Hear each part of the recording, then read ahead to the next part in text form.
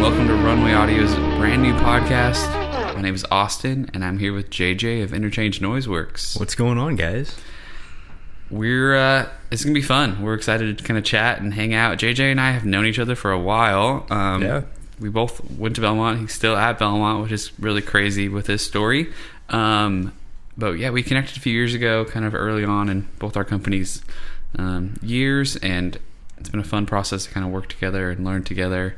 We're going to talk about the JHS show and how that really formed his company, and how what they're really doing now, and how they used to be called Power Pedals, which is it's a whole different animal. It's a whole journey. Yeah, so we're excited to kind of talk about that. So make sure to stick around for all that. All right, so yeah, let's talk about kind of the story of Interchange or Power Pedals, how you started. Yeah, I guess it all stems back to like 2016. I was a sophomore in high school. I had just gotten into electric guitar, and boutique guitar pedals were pretty expensive for a 15-year-old without a job. So I figured I would start building them, and that ended up being a more expensive hobby than buying them. But it kind of paved the way for where Interchange is now. The first company name that we went under was Power Pedals. We didn't have any audio effects pedals. We had our first project was called the Stage Lamp, and it was like a little flashlight for your pedal board. We sold all of about 10 of them. We kind of progressed from there. About 2017-18, I met a guy named Brandon Schock, who's located in Portland, Oregon. And he builds pedals, does his own company. I believe he's called Professor Pedals now. He used to be Shock Rock. We connected via Instagram, and I had an idea for our first pedal, which is now the On Air. And kind of over a series of months, I think years by the end of getting it out, we kind of prototyped the original model, and then a few more to come after that. And that was like my start in the audio effects game. That was Power Pedals. Very cool. What was kind of like the launching process for the first one? Like, what did you just like release it, or like what was your kind of? I just kind of released it. We had an Instagram page at that point with all of about like 300 followers. I was really just building them and selling them to friends at my high school that also played electric guitar. Very cool. Yeah, and then how did that kind of come into your college journey? Because you were still kind of doing that when you started at Belmont. Right. So I left for college in the summer of 2019, and at that point I was really into JHS Pedals. They were actually the company that had inspired me to like get into building effects. They're based out of Kansas City, Missouri now. I'm from St. Louis, Missouri, so there was this like, oh cool, Missouri pride type thing. And I built one of the On Airs. I think it was like number 11 or 12, and sent it to Josh with a handwritten note, and was just like, hey, I'm going off to college, probably can't solder in a dorm room, so this is like the end of my pedal journey, but I just wanted to say thank you for inspiring like a kid to sit behind a soldering iron and create something. It seemed pretty cool. So that's really cool. Did you get like an actual response from him, or did? Yeah, we didn't get a response, but about 3 months later, they featured it on the JHS show. And I remember it was on Halloween, and I was watching it. I think it came out every Friday at that point. And like halfway through the video, he said, next up is this pedal from Power Pedals. And I like hit the space bar, and I was like, oh crap. And I got up and I ran next door, because I was in a college dorm at this point, and grabbed my best friend and was like, dude, our pedal's on the JHS show. And he ran over, and we watched the rest of the episode. And there were a bunch of people kind of still hitting up an email that we still had active and asking about where our company was and where they could buy these pedals. And it initiated the spark of like, cool, there might actually be something here. It validated, I guess, this idea that I had in high school. Yeah. So I reached back out to Brandon in Oregon, and he kind of helped me create a version 2 of the On Air.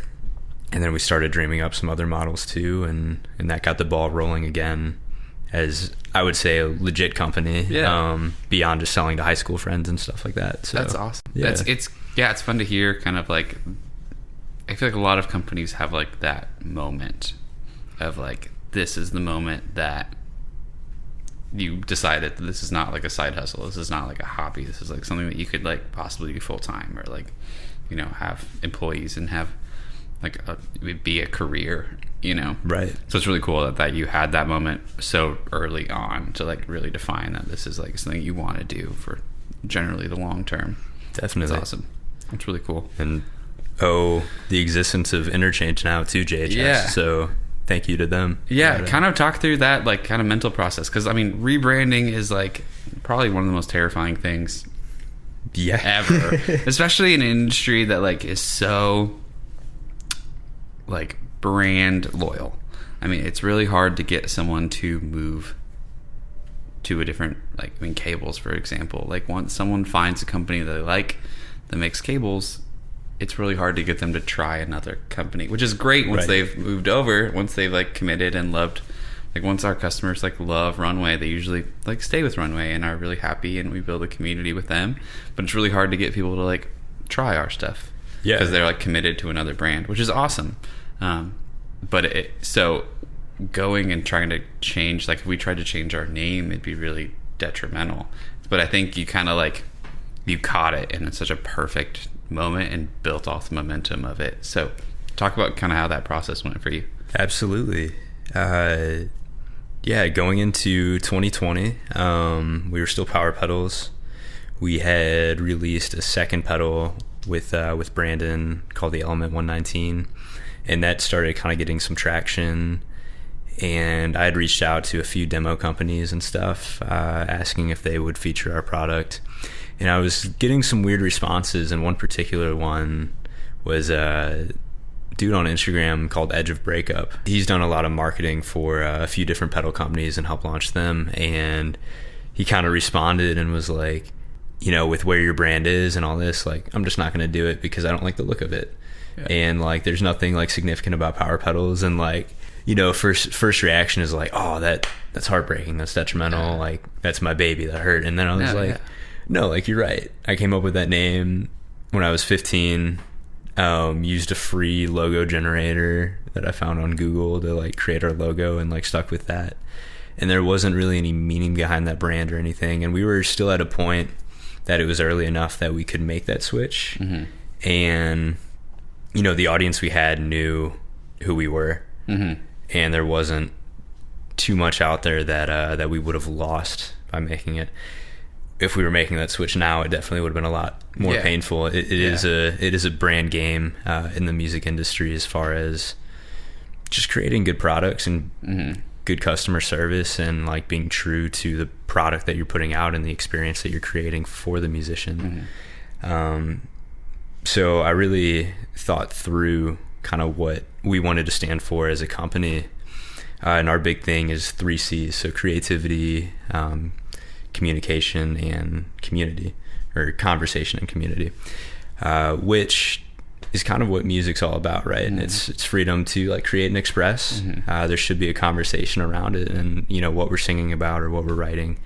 And then there's a communal element that exists even within the industry. Like, a lot of our competitors are really good friends, and like, it's been cool. So Interchange is the point of intersection between two things. So whether that's like a seller and a buyer, whether that's, you know, 2 musicians collaborating, or you know, just a crossing of paths. So we wanted to kind of emphasize that with our brand and who we were, and just say like, let's make each interchange meaningful. And that's kind of what sparked our rebrand from Power Pedals to Interchange in August of 2020. So which is also a crazy timing of all that. Well. It's like coming out of a really tough season, kind of fresh and new.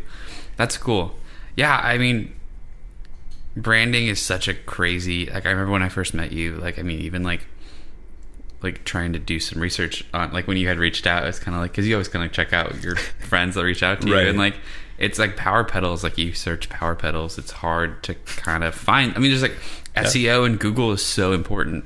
Yes. And so having something that like people can just grasp immediately and like, you know, like, or you search it and like really they can't find anything else but you is the most important part, because our world is such full of just stuff across Google and across everything. So it's really important to find something that's like really obvious and connects. That's awesome. That's really cool.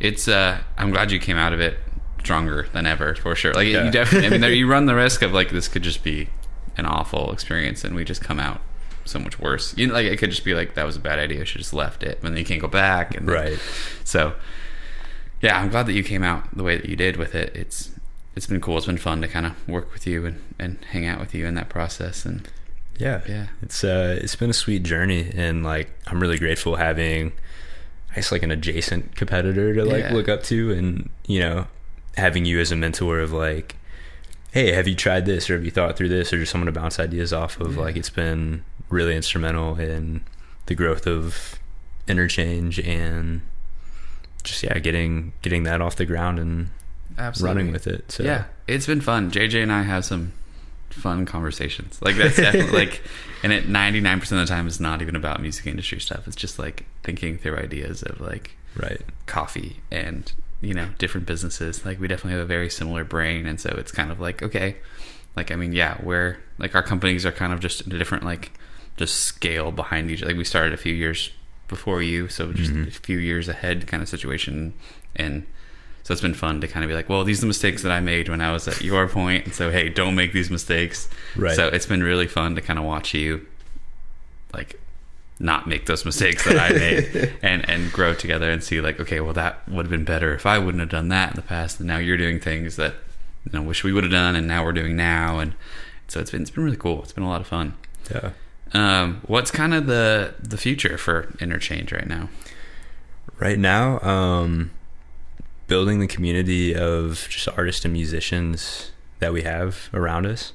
And that's not just like consumers and people who use our pedals, but, you know, we post to a blog, we have an email list.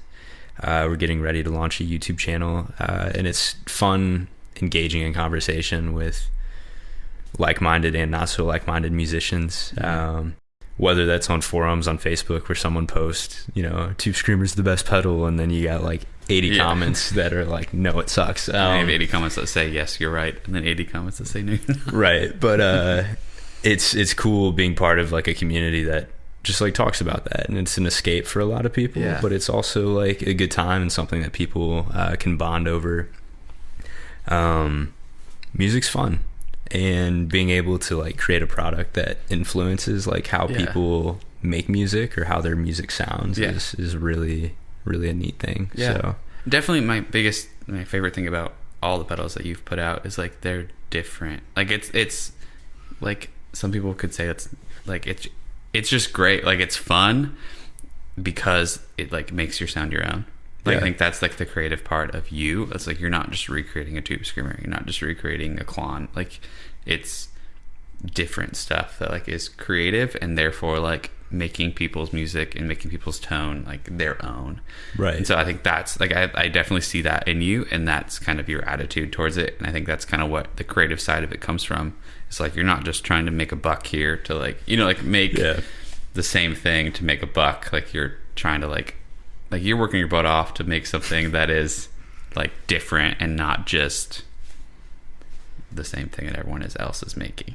So. Absolutely. It's a matter of like everyone's like, oh, our pedal's better, and it's what is better? It's subjective. Like they all work. Like you put a guitar into it, and a guitar always comes out the other end. Like they're all the same. It's just how you translate it and how you use it. Obviously. Yeah. It's at the end of the day, like all sound is useful. Some more than others, but like people will find a way to use whatever sound you put out there. So, you know, I'd rather sell a pedal for $200 that isn't doing the same thing that a $80 pedal is doing, or another $200 pedal is doing. You know, like let's do something that's new, or can be new, or can be used differently.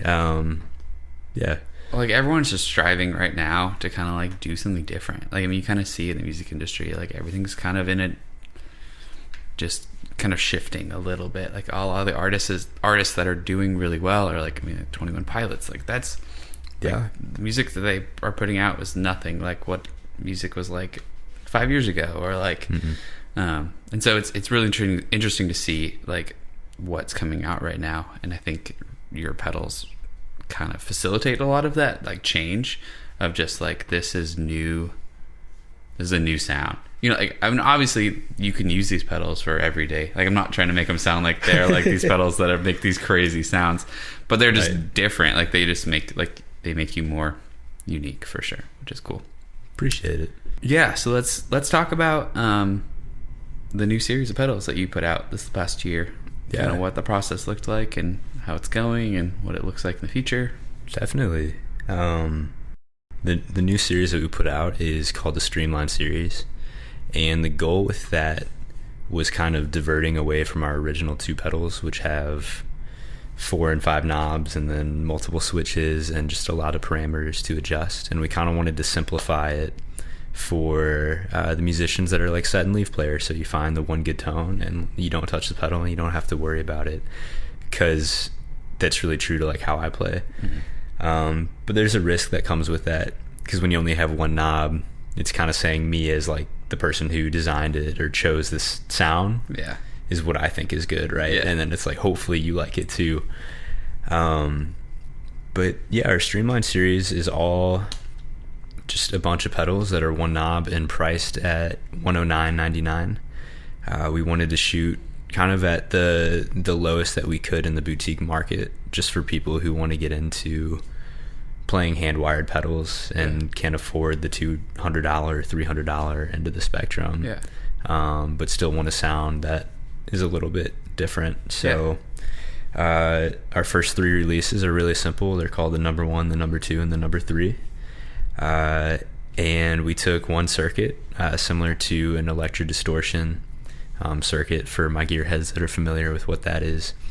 And I literally sat on the floor of my bedroom with my favorite amp and my favorite guitar, and would just pull out a piece and put in, you know, a new capacitor or a new transistor or a new resistor, and figured out which sound I wanted in each pedal.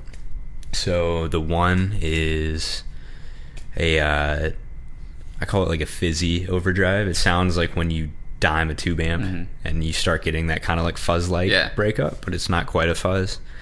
I use that a lot in application with the type of music that I play, and that was really a fun sound to kind of chase after and find by swapping out these pieces. The 2 is a lighter overdrive, so kind of like an always on, and is pretty dynamic as far as how hard you hit the strings is how much it's going to break up. And then the 3 is just a really classic electro distortion sounding distortion.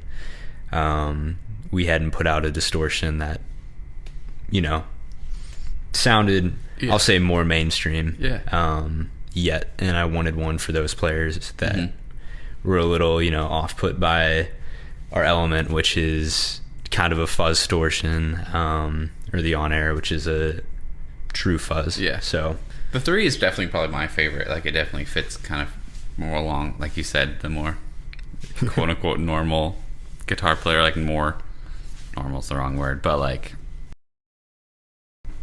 mainstream, that's a better word. They're cool. They are also really cool looking. We'll have pictures of them if you're watching on YouTube, but they're here behind us as well. Everyone that comes in Runway always looks at him like, what is this? So it's fun to kind of to push him and talk to him. So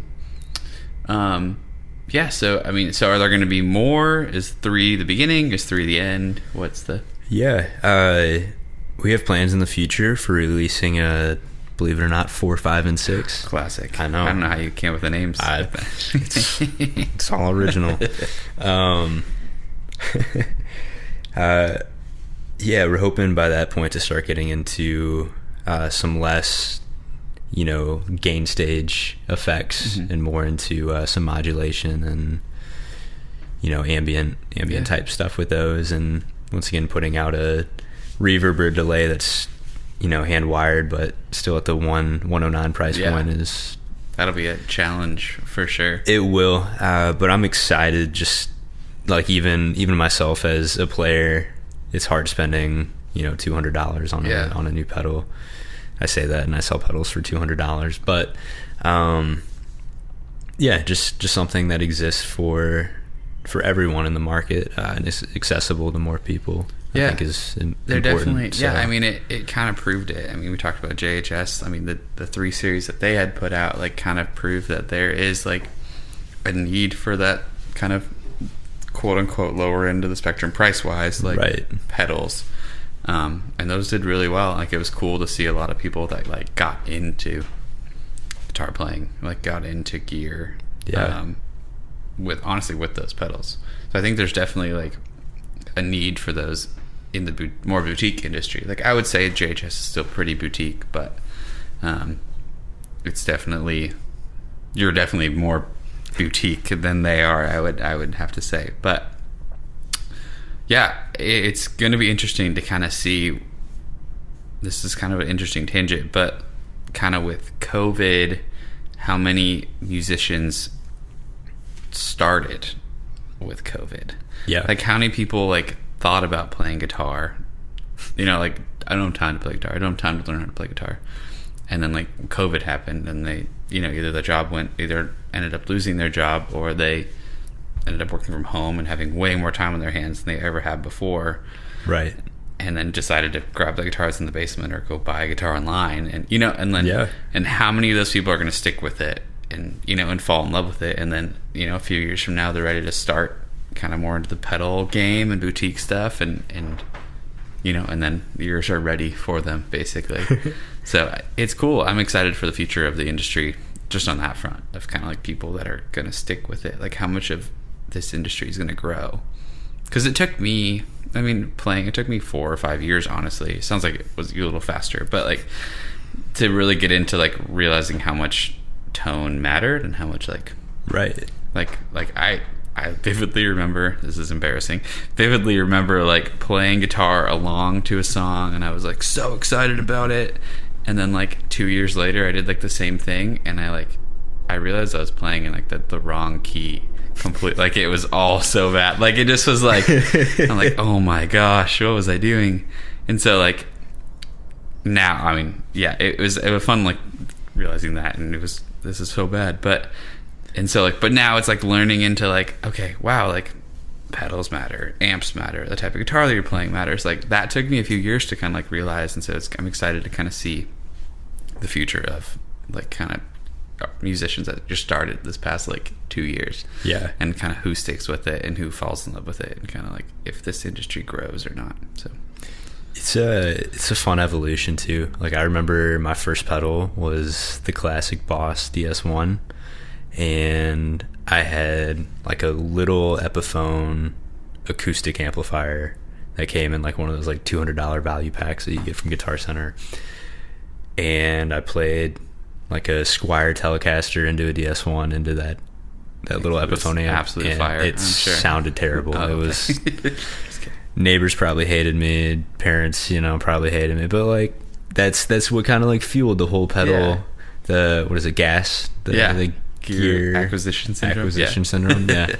Thank you, Boss, for starting it all.